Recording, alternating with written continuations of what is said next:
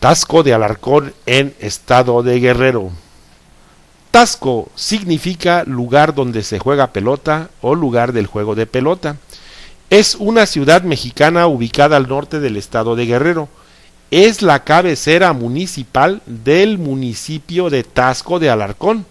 Es uno de los centros turísticos más importantes de este estado, perteneciendo a la zona turística del Triángulo del Sol, conformado por Iztapa, Acapulco y Zihuatanejo. La ciudad de Tasco aún preserva gran parte de su estilo virreinal.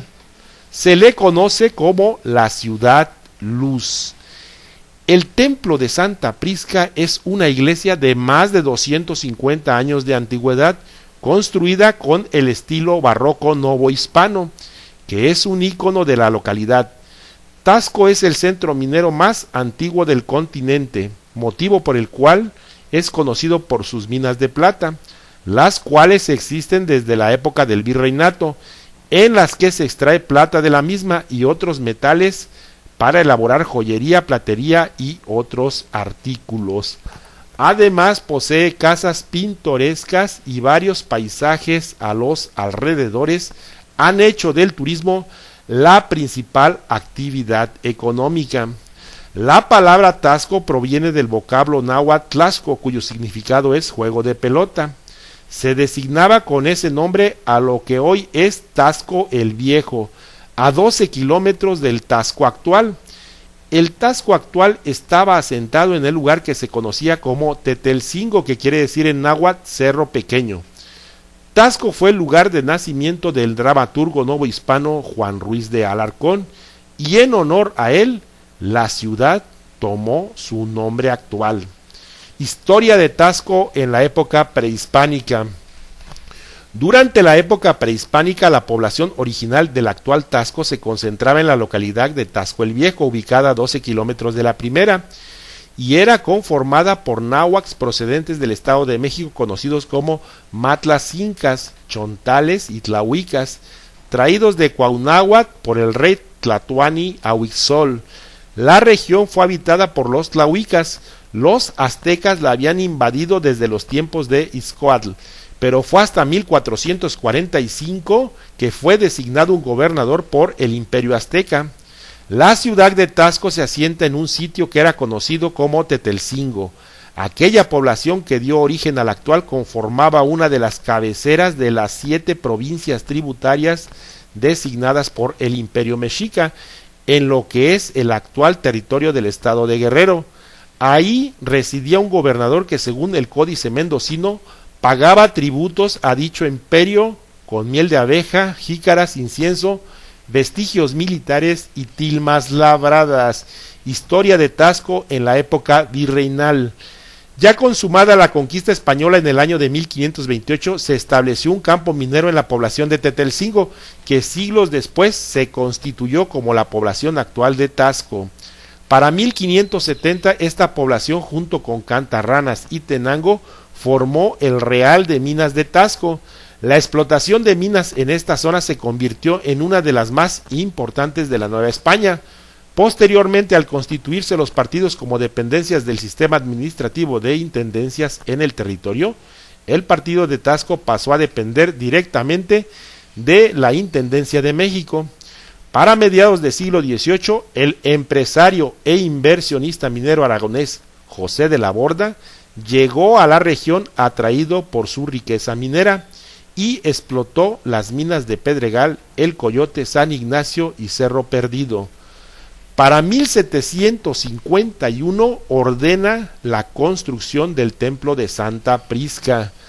Su diseño tomó como estilo el churrigueresco. Al ver finalizada su magna obra, el aragonés pronunció las palabras: "Si Dios da a Borda, Borda da a Dios", representada en una obra pictórica en un hotel que lleva su apellido. Historia de Tasco en siglo XIX y XX.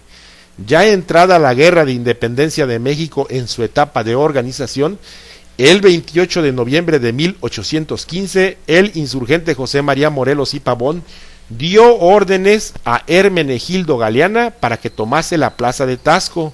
En 1821, en el convento de San Bernardino de Siena de Tasco, se redactó el Plan de Iguala o de las Tres Garantías por Agustín de Iturbide, que posteriormente, el 24 de febrero de ese año, habría de firmar con Vicente Guerrero en la ciudad de Iguala, estableciendo la independencia de México de los españoles y unificando los ejércitos insurgentes y realistas. El 6 de agosto de 1824, Tasco pasó a ser distrito en el Estado de México y 2 años después, prefectura de dicha entidad. Para 1858, en medio del conflicto de la Guerra de Reforma, el general Miguel Miramón designó coronel a Juan Vicario y lo comisionó para encabezar una brigada que debería cubrir el sur del país. Vicario se internó en tierras sureñas y tomó la ciudad de Tasco el 18 de febrero. El 24 de abril de 1911, ya proclamada la Revolución Mexicana y cerca de un mes antes de que culminase el Porfiriato, la plaza de Tasco fue tomada por los revolucionarios Jesús Morán y Margarito Giles. Conforme al Censo de Población y Vivienda 2010, la ciudad de Tasco de Alarcón, en estado de Guerrero, contaba hasta ese año con un total de 52.217 habitantes. Esto es lo más importante que tú debes conocer de un pueblo mágico que se llama Tasco y que pertenece al municipio de Tasco de Alarcón, en estado de Guerrero. Iglesia de Santa Prisca. El templo de Santa Prisca es un monumento colonial que se localiza en la ciudad de Tasco de Alarcón, en el norte del estado de Guerrero, en México. Se trata de un edificio construido en la década de 1750, más precisamente entre los años 1751 y 1758, dedicado para el culto católico en esta población, cuya principal actividad fue y sigue siendo la minería de la plata. La construcción fue ordenada por el minero catalán José de la Borda, uno de los más prósperos de la región tasqueña por el siglo XVIII. Aunque había llegado a Tasco solo unos 35 años antes de la construcción del templo de Santa Prisca, José de la Borda ya era uno de los personajes más importantes del mineral, razón por la cual el arzobispado de México le permitió erigir la parroquia a su entero gusto.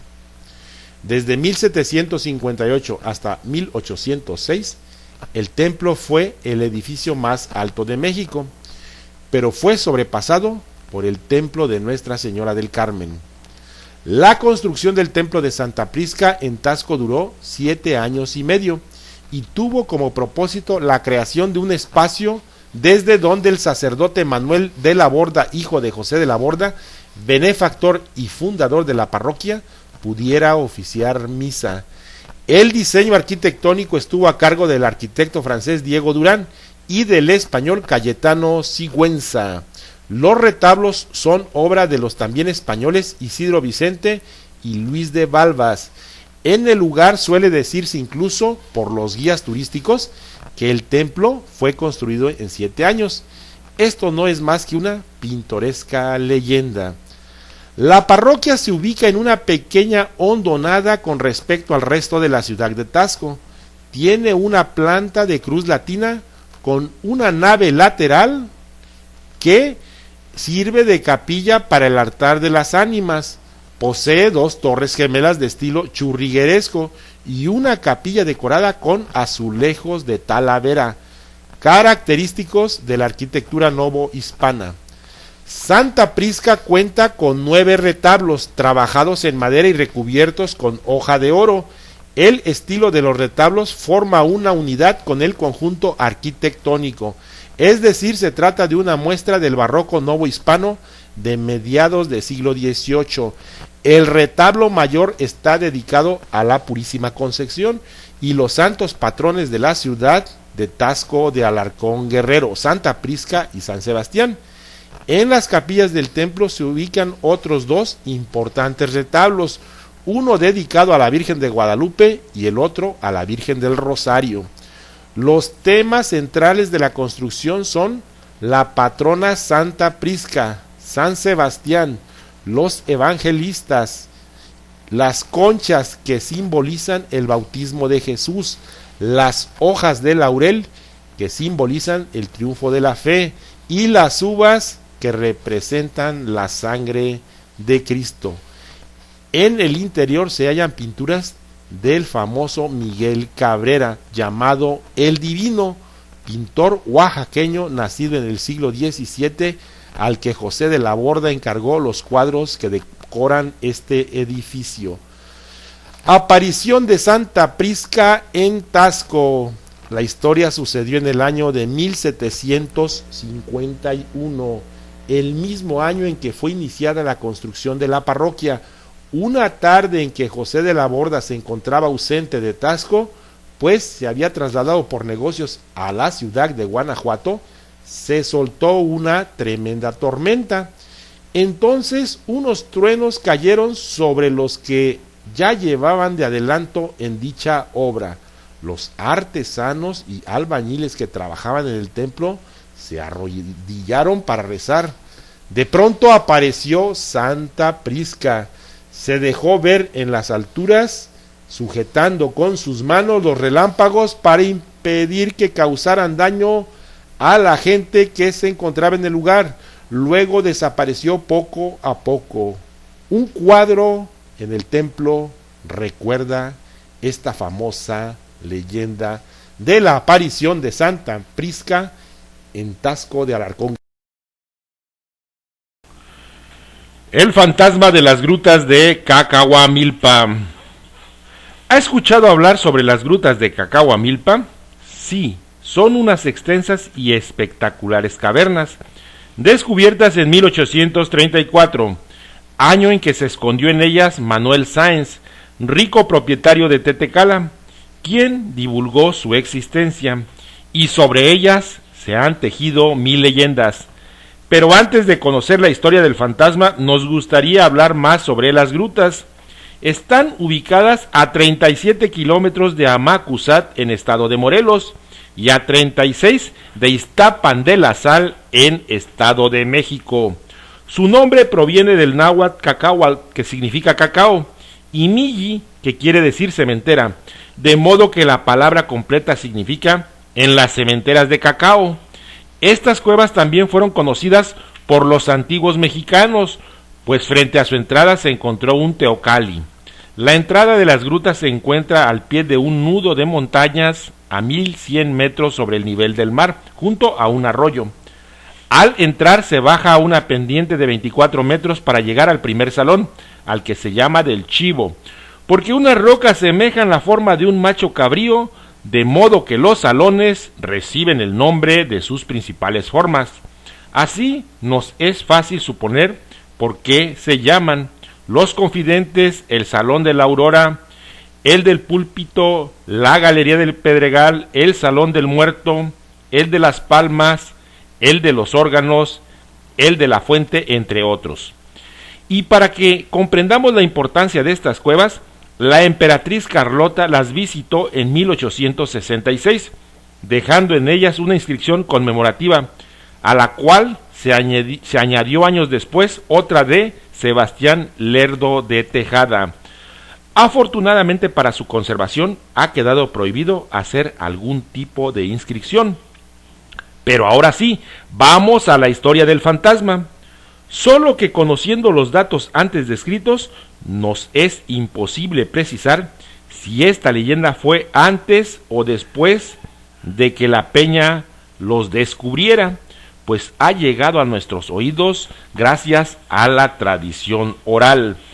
Se dice que hace muchos años, cuando las grutas eran completamente desconocidas, un hombre se internó en ellas acompañado de su perro. No había sido el único, porque antes de él muchas personas se habían aventurado, pero nadie hasta la fecha había sobrevivido para contarlo. Llevaba consigo todo lo necesario para sobrevivir, había estudiado lo suficiente y hasta tenía algunos mapas mal trazados que suponía le servirían. Sin embargo, de entre todo lo indispensable, lo más significativo era su perro, pues todos sabemos que el olfato de estos animales es impresionante. A los pocos días de haberse internado en las cavernas, sufrió un accidente. Al parecer unas rocas le cayeron encima, provocándole una herida en la pierna. Casi sin poder caminar, continuó su andar. Atravesó varios salones, pero su condición era cada vez más deplorable. Su perro estaba consciente de esto, pero jamás abandonó a su amo. Cierta mañana, el hombre amaneció muerto, pero el animal se rehusaba a abandonarlo. Lo llevó hasta una de las orillas de aquel salón y comenzó a acarrear piedras con su hocico. Cubrió con ellas a su dueño y luego salió hasta la superficie en busca de ayuda. Las personas del pueblo, al darse cuenta de que el perro iba solo, comprendieron de inmediato que algo malo le había ocurrido al hombre, y fue entonces cuando una brigada de rescate se internó en las grutas. El animal los llevó hasta donde estaba su amo, quien gozaba de una tumba de piedras gracias a su mascota. Se cuenta que en cuanto el perro estuvo de nuevo al pie de la tumba, cayó muerto, desatando con ello algunos rumores de que solo había sido su fantasma el que había subido a la superficie.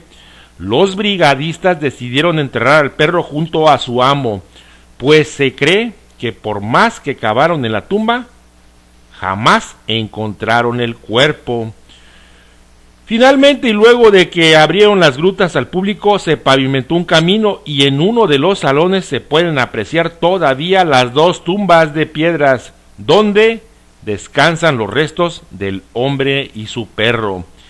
Sin embargo, la historia no termina ahí, pues hay quienes aseguran que durante el trayecto del cual las personas no se pueden salir del camino, el cual está alumbrado por lámparas, han visto en las orillas de los salones la silueta de un hombre y algunas veces la de un perro, las cuales al parecer todavía continúan en estas grutas de Cacahuamilpa. Y aunque los instructores siempre terminan diciendo que se trata de las figuras formadas por las rocas, la verdad es que estas personas nadie les quita de la cabeza que en aquel lugar hay fantasmas, y es un hombre acompañado de su mascota, un noble y hermoso perro.